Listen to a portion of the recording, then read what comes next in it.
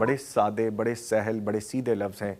پہلی ایشین خاتون ہیں جنہوں نے ترجمہ کیا ہے قرآن کریم کا آسان لفظوں میں، سہل لفظوں میں کہ جو ہمیں سمجھ لگ سکے. میم جب ایسا تعارف ہوتا ہے تو آپ یقین کیجئے مجھے تعارف کراتے ہوئے بڑا پریولیج فیل ہو رہا ہے.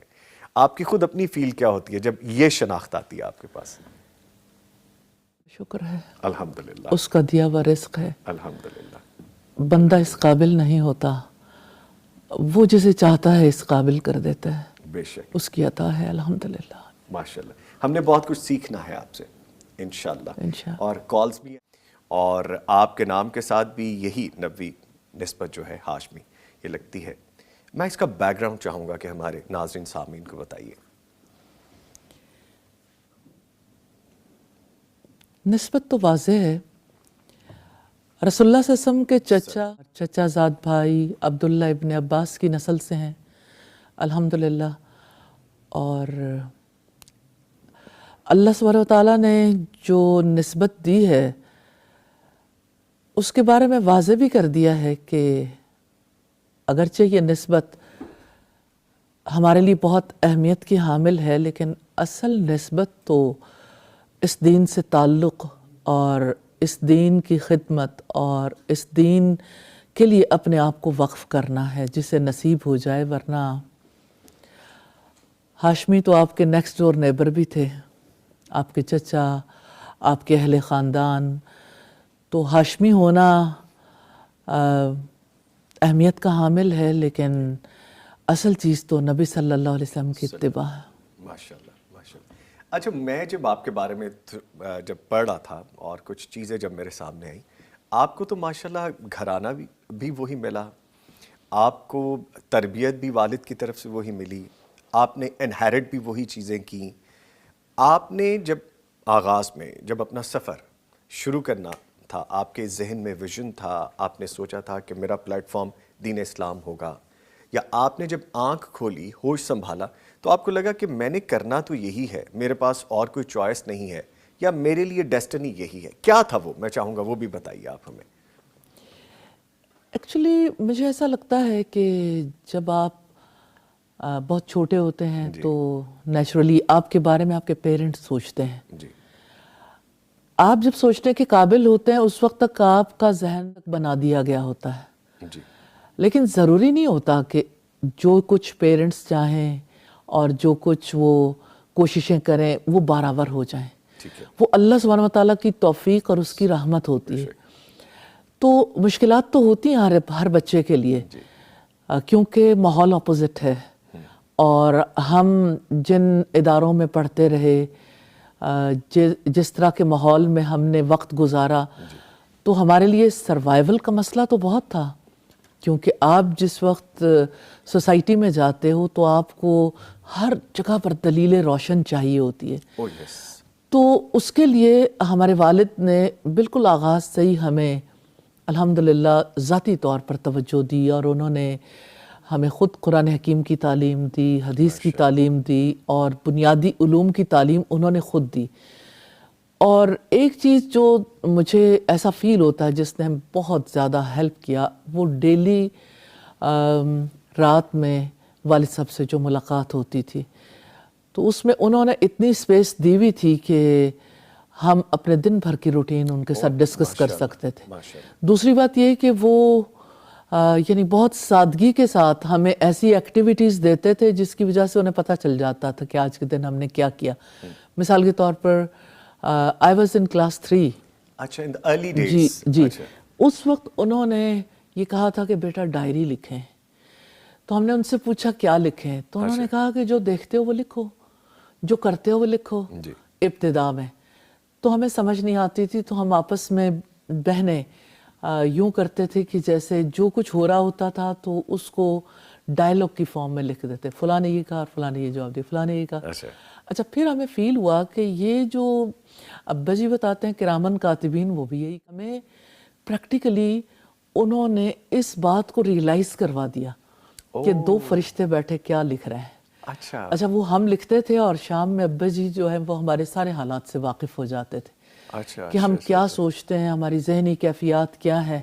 پھر اس کے مطابق وہ بہت سادگی کے ساتھ چھوٹی چھوٹی باتیں ہم سے کر لیتے تھے, تو اس کی وجہ سے ہمارے لیے بہت آسانی ہو جاتی تھی. یعنی وہ ہمیں اندر سے پڑھ لیتے تھے کافی حد تک ہماری تحریروں سے.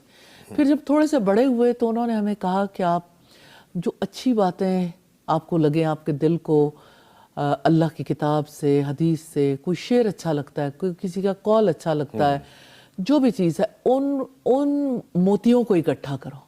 اچھا.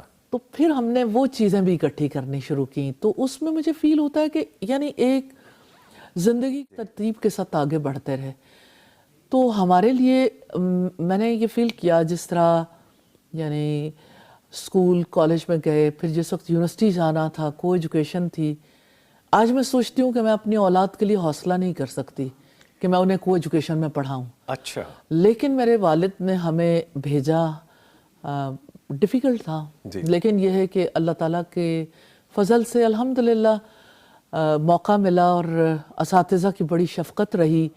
اور پھر یہ ہے کہ والد کے ساتھ الحمدللہ جتنے اساتذہ تھے ان کی جو توجہ ملی, اس کی وجہ سے یہ مجھے فیل ہوتا ہے کہ یعنی آپ جو ہے وہ ایک دائرے کے اندر رہنا سیکھ جاتے ہو. اچھا میم, جیسے آپ فرما رہی ہیں, مجھے اس میں سارا لرننگ پروسیس نظر آ رہا ہے. ہم کسی بھی دور میں رہتے ہوں, جیسے ہم آج کے دور کی بات کرتے ہیں تو بچے الیکٹرانک ہو چکے ہیں, سوشل میڈیا کے گیجٹس ہیں, وہ والدین سے اور والدین بچوں سے دور نظر آتے ہیں. آپ نے بانڈنگ بڑی خوبصورت بتائی کہ والد نے کہا کہ آپ لکھا کریں, جی, اور پھر آپ نے کہا کہ فرشتے بھی تو یہی کام کر رہے ہیں. جب وہ لکھنا شروع کیا تو پھر نشست بھی شروع ہوئی, جی, اور وہ نشست آپ کے استاد تھے, پہلے استاد جی, جو گھر میں تربیت کر رہے تھے. ہمیں اس سے سبق یہ ملتا ہے کہ ایسے ہی استاد ہم والدین کو بھی بننا چاہیے. No doubt. اور لیکن میں فیل کرتی ہوں بہت ڈیفیکلٹ ہے. اچھا, کیوں ہے میم, کیوں اب وہ اس وجہ اتنا پیشن چاہیے, اتنا پیشنس چاہیے, بہت صبر چاہیے کہ آپ دیکھیں آپ کے پاس دوسرے کی بات سننے کے لیے نا اتنا حوصلہ نہیں رہ گیا. ریٹینشن ٹائم کتنا ہے ہمارا کسی کی بات سننے کے لیے. تو بچے کی بات کو سننا انجوائے کرتا ہے انسان, ماں انجوائے کر سکتی ہیں, لیکن ان کے پاس جو گیجٹ ہے نا, اس کے ہاتھ میں جو موبائل ہے, وہ لمحے لمحے اس کی توجہ کسی اور طرف کرتا ہے. تو اس کے لیے حوصلہ چاہیے کہ آپ اپنی گیجٹ, اپنی چیزوں کو چھوڑ کے اپنے بچے کو فل اٹینشن دیں. تو اس کے لیے جب تک یعنی اندر سے بڑی اسٹرانگ ول نہیں ہوتی, ارادہ نہیں ہوتا, تو مشکل ہے. اچھا, پھر اس کے لیے پھر ہمیں یہ بھی سبق دیجئے کہ ہم والدین کو سبق ملے پہلے, کیونکہ ہم خود سیکھیں گے تو اپنے بچوں کو سکھا سکیں گے, ہم کریں گے تو ہمارے بچے ہمیں دیکھ کے کریں گے. تو آپ سے بہتر ہمیں کون سمجھا سکتا ہے؟ آج کے والدین کو بھی سمجھائیے ذرا ہمیں کہ ہم یہ ٹریننگ لیں خود سے کہ ہمارے بچے بہتر ہو جائیں. مجھے ایسا فیل ہوتا ہے کہ ہماری سوسائٹی میں جو ایجوکیشنل سسٹم ہے نا, اچھا, یہ سسٹم ایسا ہے جس سے سب لوگ یہ سمجھتے ہیں کہ جو اس سسٹم میں ایک دفعہ انٹر ہو گیا گویا اس نے ساری زندگی سیکھ لی. اس پورے سسٹم سے گزرنے کے بعد, اور خاص طور پر ایک ایسے ڈپارٹمنٹ سے متعلق رہنے کے بعد, کیونکہ میں نے ڈپارٹمنٹ آف ایجوکیشن میں اور ڈپارٹمنٹ آف ایجوکیشنل ٹریننگ میں پڑھایا ہے اور ریسرچز کروائی ہیں, تو مجھے ایسا فیل ہوتا ہے کہ ہماری یہ ایجوکیشن ہمیں ناکام ہے. کہ آپ دیکھیں آپ کے پاس دوسرے کی بات سننے کے لیے نا اتنا حوصلہ نہیں رہ گیا. ریٹینشن ٹائم کتنا ہے ہمارا کسی کی بات سننے کے لیے. تو بچے کی بات کو سننا انجوائے کرتا ہے انسان, ماں انجوائے کر سکتی ہیں, لیکن ان کے پاس جو گیجٹ ہے نا, اس کے ہاتھ میں جو موبائل ہے, وہ لمحے لمحے اس کی توجہ کسی اور طرف کرتا ہے. تو اس کے لیے حوصلہ چاہیے کہ آپ اپنی گیجٹ, اپنی چیزوں کو چھوڑ کے اپنے بچے کو فل اٹینشن دیں. تو اس کے لیے جب تک یعنی اندر سے بڑی اسٹرانگ ول نہیں ہوتی, ارادہ نہیں ہوتا, تو مشکل ہے. اچھا, پھر اس کے لیے پھر ہمیں یہ بھی سبق دیجئے کہ ہم والدین کو سبق ملے, ہم خود سیکھیں گے تو اپنے بچوں کو سکھا سکیں گے, ہم کریں گے تو ہمارے بچے ہمیں دیکھ کے کریں گے. تو آپ سے بہتر ہمیں کون سمجھا سکتا ہے؟ آج کے والدین کو بھی سمجھائیے ذرا ہمیں کہ ہم یہ ٹریننگ لیں خود سے کہ ہمارے بچے بہتر ہو جائیں. مجھے ایسا فیل ہوتا ہے کہ ہماری سوسائٹی میں جو ایجوکیشنل سسٹم ہے نا, اچھا یہ سسٹم ایسا ہے جس کے وجہ سے سب لوگ یہ سمجھتے ہیں کہ جو اس سسٹم میں ایک دفعہ انٹر ہو گیا گویا اس نے ساری زندگی سیکھ لی. اس پورے سسٹم سے گزرنے کے بعد اور خاص طور پر ایک ایسے ڈپارٹمنٹ سے متعلق رہنے کے بعد، کیونکہ میں نے ڈپارٹمنٹ آف ایجوکیشن میں اور ڈپارٹمنٹ آف ایجوکیشنل ٹریننگ میں پڑھایا ہے اور ریسرچز کروائی ہیں، تو مجھے ایسا فیل ہوتا ہے کہ ہماری یہ ایجوکیشن ہمیں زندگی سکھانے میں ناکام ہے. اوہ دس از ویری بگ سینٹینس. زندگی سکھانے زندگی میں نہیں ناکام ہے. سکھا جی، جو ہم زندگی گزار رہے ہیں، جو ہمارے تعلقات، ریلیشنز، آپ اگر اپنی ایجوکیشن پہ نظر ڈالیں تو آپ کو وہ کون سی چیز ہے جو اپنے ریلیشنز کو بہتر بنانے کے لیے ہمارے کریکلم میں ملتی ہے؟ اچھا ہمارا کریکلم اس طرح سے ڈیزائن نہیں کیا جاتا. ایجوکیشن کا مقصد اچھا انسان بنانا نہیں ہے. اگر اچھے کی بات کریں نا تو آج کے دور میں ہمارے سو کالڈ انٹلیکچوئلس کہتے ہیں ججمنٹل ہو گئے آپ. اچھائی برائی کا تو کانسیپٹ جو ہے وہ ہر ایک کا اپنا ہے. نہیں، معیار تو ایک ہے. معیار تو ایک ہے، بالکل معیار ایک ہے، وہ چینجبل نہیں ہے. نہیں ہے.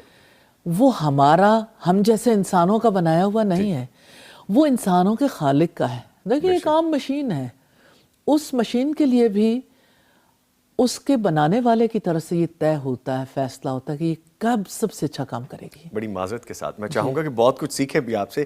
ہم نے چونکہ لائیو کالز بھی لینی ہے تو میں آپ کو تنگ کرتا رہوں گا بیچ میں. آپ کی اجازت سے لائیو کال ایک لے لیں. جی جی جی جی السلام علیکم. وعلیکم السلام رحمۃ اللہ وبرکاتہ. جی کون صاحبہ ہیں، کہاں سے ہیں اور کیا پوچھیں گی؟ جی میں بہاولپور سے بات کر رہی ہوں، شاہدہ میرا نام ہے. جی تو بہت خوشی ہوئی ہے کہ میڈم صاحبہ کو ہم یہاں لائیو دیکھ رہے ہیں اور ان کے علم سے ہم فیض یاب ہو رہے ہیں. ایک استاد جو میڈم صاحبہ کی ایک کتاب ہے دعوت اللہ، جی اسے میں نے ہے نا ریڈ آؤٹ کیا، تو اس کے بارے میں میڈم صاحبہ سے میں یہ معلوم کرنا چاہ رہی ہوں اس کے بارے میں کہ یہ دعوت کا جو پیغام ہے یہ فرض ہے اور اس کے لیے ہمیں کس طریقے سے جو ہے نا معاشرے میں اس پیغام کو کس طریقے سے آگے مزید بڑھا سکتے. ٹھیک ہے جی، بہت شکریہ آپ کی کال کرنے کا. میں ابھی جواب دیتا ہوں. میم اوور ٹو یو. جواب آپ سے چاہیے ان کو. اللہ نا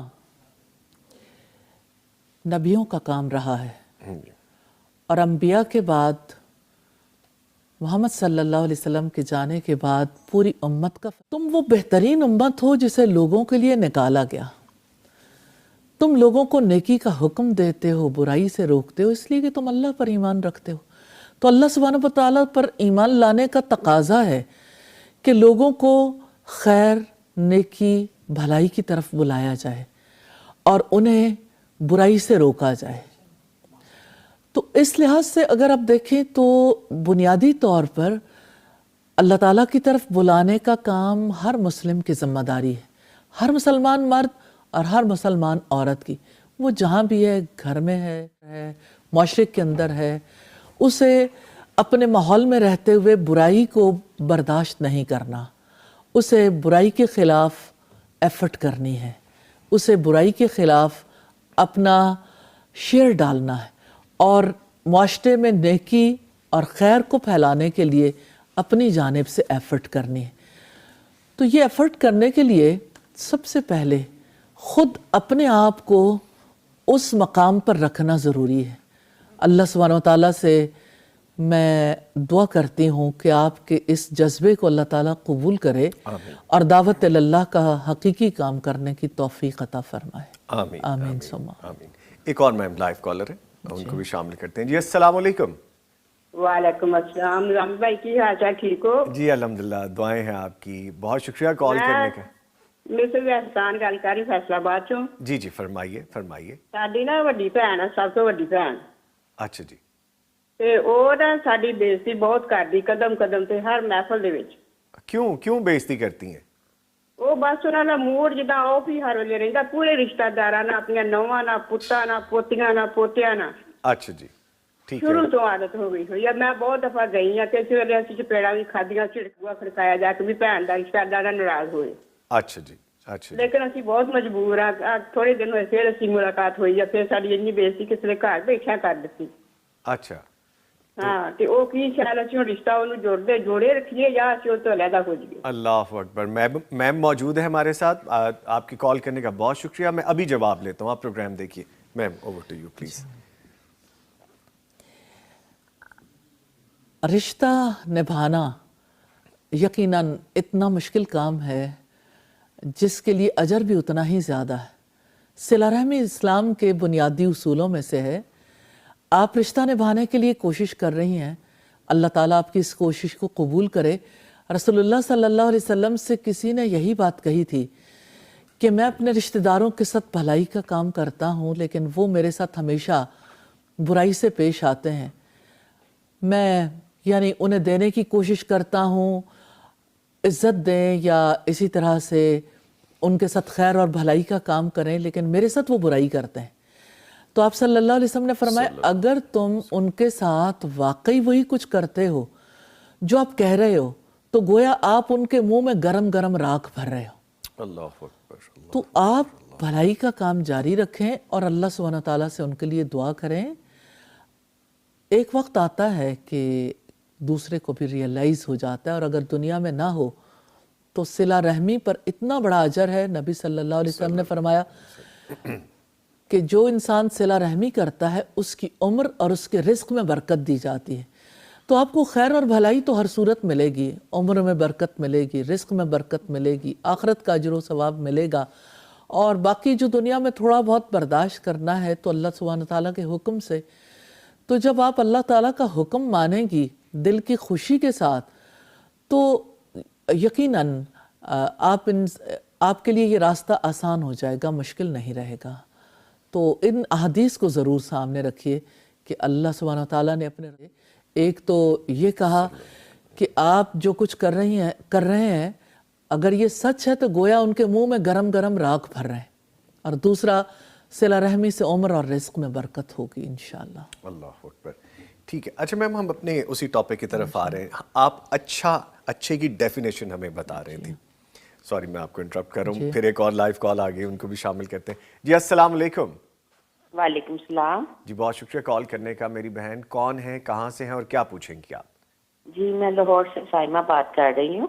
जी साइमा साहब। तो मैं पूछना चाह रही हूँ कि घरेलू नाचाकियों घर में अक्सर आजकल बहुत आम हो गई हैं। बच्चे जो होते हैं वो ज्यादा माँ बाप का कहना नहीं मानते, अपनी बात पे डटे रहते हैं। तो इसके लिए कोई दुआ या कोई हल बताएं, क्या करना चाहिए? जी ठीक है, आपके कॉल करने का बहुत शुक्रिया। प्रोग्राम देखती रहिए। मैम हमारे साथ मौजूद हैं, अभी आपको जवाब देती। Ma'am over to you please. जो आपका प्रॉब्लम है सारी सोसाइटी का ये प्रॉब्लम है। बच्चों और माँ बाप की सोच में बड़ा डिफरेंस आ गया है, और अगर हम माजी में मुड़ के देखें तो हर दौर में ही फ़र्क रहा है। हमारा इख्तियार नहीं है, लेकिन अल्लाह सुब्हानहू तआला का इख्तियार है। इसलिए अल्लाह ताला से दुआ है। रसूलुल्लाह सल्लल्लाहु अलैहि वसल्लम ने सजदों में दुआ करने के लिए कहा, आपकी बेटी है तो बेटी का नाम लेके दुआ कीजिए, बेटा है तो बेटे का नाम लेके दुआ कीजिए। अल्लाहुम्मा हदी मोहम्मद, अल्लाहुम्मा हदी आला, या इस तरह से जो भी किसी का नाम है इस तरह से सजदे में दुआ करेंगे, अल्लाह सुब्हानहू तआला की रहमत होगी इंशाअल्लाह। और मैम अगर अरबिक में दुआ याद ना हो तो आप अपनी किसी भी लैंग्वेज में कर सकते हैं दुआ सजदे में? असल में हम अपने लफ्ज़ों में दुआ तो कर सकते हैं, लेकिन जो तासीर है जी अल्लाह के रसूल के अल्फाज में, वो तासीर और वो बरकत कहाँ से लाएंगे?